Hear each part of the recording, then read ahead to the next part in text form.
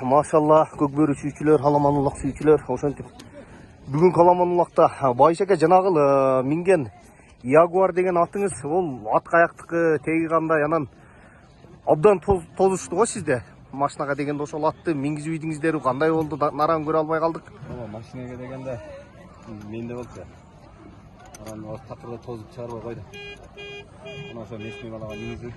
Машалла, ат каяктыкы эле Ягуар деген ат бул. Ат биздин өзү Чымайдан бир таказдын аты эле. Ошондо алдым эле мен өзүм. Анан бир Асакада бир ажакам бар. Ошого бердим эле ажакага.